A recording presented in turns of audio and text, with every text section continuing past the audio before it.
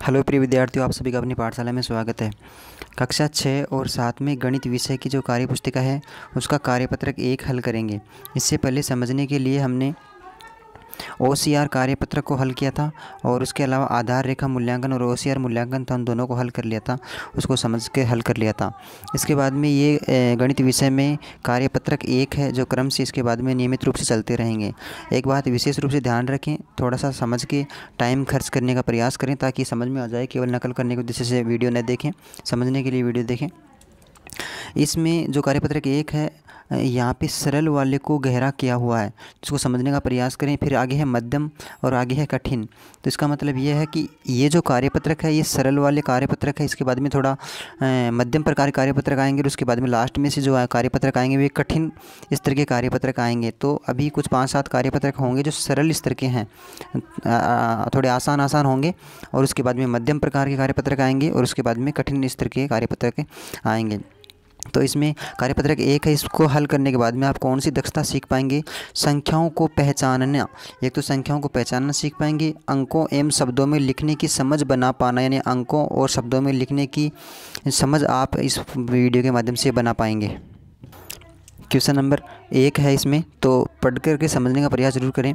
निम्नलिखित संख्याओं को मैंने पहले इसलिए लिख लिया है ताकि आपका देखने में ज़्यादा टाइम ख़राब नहीं हो, यानी लिखने में ज़्यादा समय लगता है, इसलिए मैंने पहले लिख लिया है। तो इसको डायरेक्ट वीडियो को रोक करके केवल नकल न उतारें, यानी सुन करके समझने का प्रयास करें किस प्रकार से कौन सा प्रश्न हल हो रहा है। तो है निम्नलिखित संख्याओं के ठीक पहले, यानी प्रश्न को समझने का प्रयास करें, क्योंकि एग्ज़ाम में फिर आपको ही करना पड़ेगा, उस टाइम में आपके पास कोई मोबाइल नहीं होगा। ठीक पहले एवं ठीक बाद में आने वाली संख्याएं लिखनी है। यानी एक संख्या दे रखी है यहाँ पे, जैसे 118, इससे पहले कौन सी है 117, इसके बाद में कौन सी है 119। इसी प्रकार से नीचे वाला खाली दिया हुआ है क्वेश्चन, तो इसको आप देखना। जैसे यहाँ पे 235 हैं, तो इसके ठीक बाद में क्या आएगा? 235 के बाद में 236, जो कि मैंने लिख दिया है सुविधा के लिए पहले ही। तो 200 इसके पहले क्या आएगा? 234 है। इसी प्रकार से 909 है, तो आप पता लगाओगे 909 के बाद में क्या आएगा? 910 आएगा, और इससे पहले क्या आएगा? 908। इसी प्रकार से 5213 है, तो आगे क्या आएगा? 5214, और इधर है 5212, ये इसके पहले हो गया। इसी प्रकार 6810 है, तो 6811, और पहले क्या आएगा? 6809। अब इसी प्रकार से आगे ये तो है अंकों में लिखी हुई संख्याएं हो गई, अंकों में लिखी हुई होगी, और ये इधर होगी शब्दों में लिखी हुई। तो इस प्रकार से आप पढ़ेंगे पहले इनको, फिर देखेंगे। 117 यहाँ पे लिखा हुआ है 117, फिर आगे क्या आएगा? 118, और आगे क्या है? 119। पहली लाइन लिखी हुई है। अब दूसरी लाइन आपको ऊपर वाली लाइन की तरह ही लिखनी है। जैसे 235, बीच की एक संख्या है 235, तो अब 235 को शब्दों में लिखा हुआ है। फिर इसके बाद में क्या आएगा? 236, जो कि शब्दों में इस प्रकार से लिख दिया। फिर आगे 909 है, तो 910, ये जो पहले वाले अंकों में संख्या है उसी संख्याओं को यहाँ पे लिखा हुआ है, तो ये इसको अंकों में लिख दिया है। 5213, 5213 है, तो इसके बाद में क्या आएगा? 5214, ये है 6810 है, तो 6811 इसके बाद वाली संख्या। इसी प्रकार से इनके पहले क्या संख्या आएंगी? तो मात्राओं को देख के वो लिखने का प्रयास सही करें। 234 है, फिर 908 है, 5212 है, और 6809 है। केवल नकल नहीं उतारे, सुनिए और ध्यान से देखें, समझें। इसके बाद में है क्वेश्चन नंबर 2, संख्या क्रम को पहचानिए एवं छूटी हुई संख्या लिखिए। ध्यान रखिए, प्रश्न को बिना पढ़े हल नहीं करें, पहले प्रश्न को पढ़ें और इस बात को समझने का प्रयास करें कि प्रश्न क्या पूछना चाह रहा है, क्या कहना चाह रहा है। उस बात को समझने के बाद में ही क्वेश्चन को हल करें। प्रश्न इसमें बोल रहे हैं कि संख्या क्रम को पहचानना है, क्रम को पहचानना है, और जो खाली संख्या छूट गई है, छूटी हुई संख्या है, उसको अपने को लिखना है। जैसे इसमें 915 है, तो 916, 917 यानी क्रम से लिखी हुई है, तो 918 लिख दिया, फिर 919, 920, 921 और 922, ये क्रम पूरा हो गया। इसी प्रकार से यहाँ पे है 1395, 1396, 1397, 1398, 1399, 1400, 1401, 1402, ये क्रम से पूरे कर दिया। इसी प्रकार से है 5598 है, 5599, फिर 5600, 5601, 5602, 5603, 5604। फिर नेक्स्ट इसमें 8, अब ये शब्दों में लिखी हुई है, तो इसको शब्दों में लिखेंगे अपन, खाली जगह पे है, उसको संख्या को पढ़िए। 808 है, 809, तो इसके बाद में क्या आएगा? 810, जो कि मैंने लिख दिया यहाँ पे 810। फिर है 811, 811, और फिर है 812,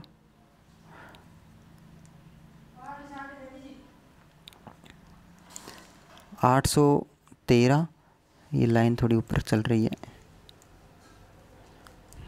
1 मिनट, 814, 815, 816, ये question number, 1 minute. Next question है इसमें, यहाँ पे पढ़ना है, ये थोड़ा लिखने में तकलीफ़ हो रही है इसमें। 1538, 1539, 1500, ये पेन सही नहीं चल रहा, 1 मिनट, सही हो जाएगा, सही हो गया।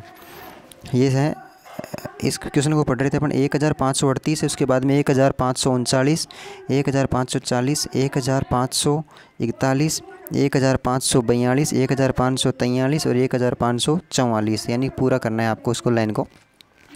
क्वेश्चन नंबर 3 है, रिक्त स्थानों की पूर्ति कीजिए।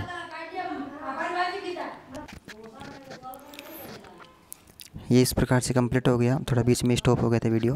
क्वेश्चन नंबर इसमें 3 है, रिक्त स्थानों की पूर्ति कीजिए। तो यहाँ पे एक, इस बात को आप ध्यान से ज़रूर देखेंगे एक बार।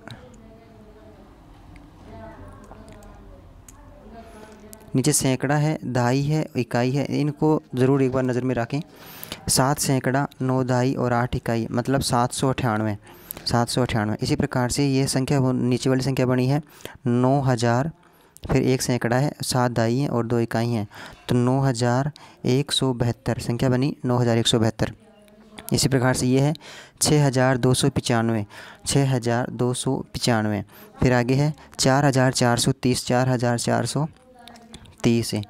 और इसके बाद में है 2315, तो यहाँ से 2300 लिखा हुआ मिल गया, 15 यहाँ से मिल गया, तो 15 यहाँ लिख दिया, तो खाली जगह इन पे भर लेंगे आप आराम से।